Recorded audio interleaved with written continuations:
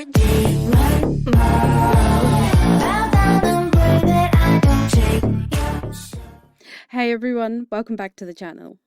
Now if you're looking to start streaming but feel overwhelmed setting up OBS Studio, don't worry, I've got you covered. Today I'm going to walk you through everything you need to know to set up OBS Studio for a smooth, high quality stream. Whether you're a VTuber, a gamer, or just a just chatting streamer, this guide will help you get started. Let's dive in.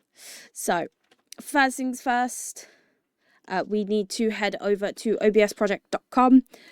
Which is just here. As you can see, it works on Windows, Mac, and Linux. So all you need to do is just click on whichever one you use. I'll do Windows for me, and it will open up this and should automatically save and download. Now, I already have it installed, so I am going to hit cancel. But you open up where it's downloaded in this file here, or wherever you have it downloaded, double click, and it will ask you to make changes. Hit yes because we want OBS to work, and then the wizard will open up. Now I'm not going to walk through the wizard, that is very easy to do. Just follow it step by step, choose where you want it to install, and OBS itself will start to install.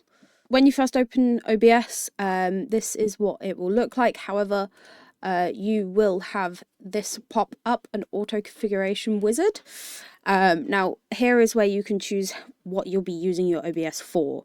If you're streaming and not really focusing on recordings, go for optimize for streaming. Recording is secondary. However, if you want to just record gameplay or anything else through OBS, you can do optimize just for recording. I will not be streaming.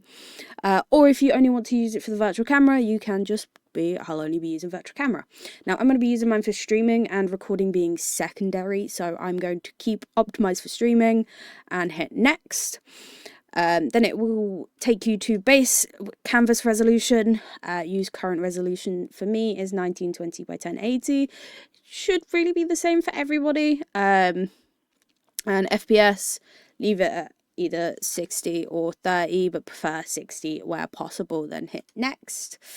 This is where you can connect your Twitch account if you are a Twitch streamer, or YouTube, Facebook, Restream, Twitter, everything. You can connect all of your streaming services to here. Now I'm going to be connecting Twitch.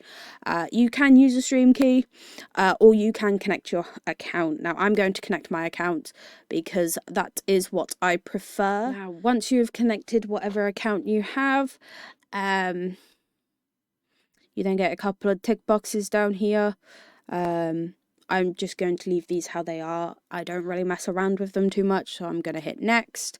And this is where the auto configuration will take place. We'll let this do its thing, and I'll be back once it's finished. Okay, so we've applied the settings from the setup wizard, which will go, it'll run a stress test on your PC, and it will choose the best settings for you and your setup. Now as you can see here, this has opened up my Twitch chat and my Twitch stream information. Now it is going to give us these little pop-ups, just accept those, pop them where you want them. We'll pop them on the sides for now. Now, time to go through adding sources and scenes. Now, over in scenes, you'll see you already have a scene set up. We'll just pop this in the big screen.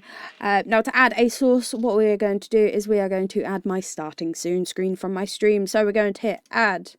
And because it is a media source, we will add a media source. However, you can add media source, an image, or a browser source if you are using any overlays from Stream Elements or Streamlabs.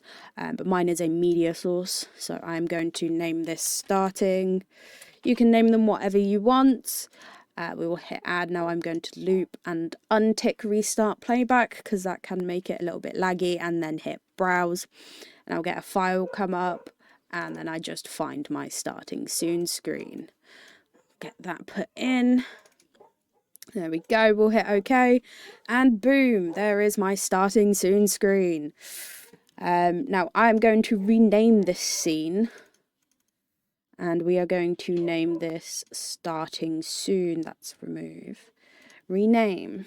Starting soon. There we go. So we know which scene is which. Now next up we will add a game scene, so we will name this game scene. Now this is a blank canvas again, so what we're going to do is we're going to add a game capture. So this will capture your game. You want it on capture specific window. Now we are going to leave this window blank because I don't have a game open at the moment. Now what I recommend, I do this all the time, is capture audio beta. That means you don't need hundreds and hundreds of audio captures.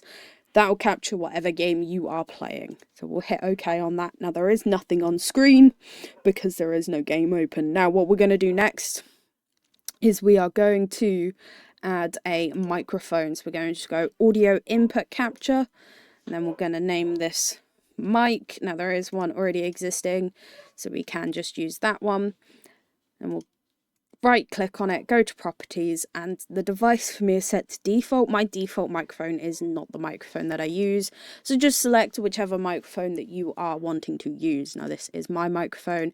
If we look down here, you can now see that it is picking up my audio. Now we're also going to add a video capture device, which will be your webcam or your VTuber.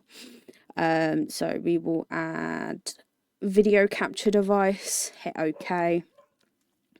Now you can see it's trying to capture my webcam, but that is being used. So we're going to go to VTube Studio Camera, and there we go. We can see my model. Now, I am going to have to pop myself down here in the corner for now. But now we've got the game capture all sorted, and me. You can see me, which is very important. So once you have a game capture and yourself, you are basically ready to hit that go live button. But always, always, always do a test stream. Whether that's just a quick recording or an actual test stream going live, make sure that everything's okay. Audio quality, make sure you're clear enough, the game isn't too loud, everything like that.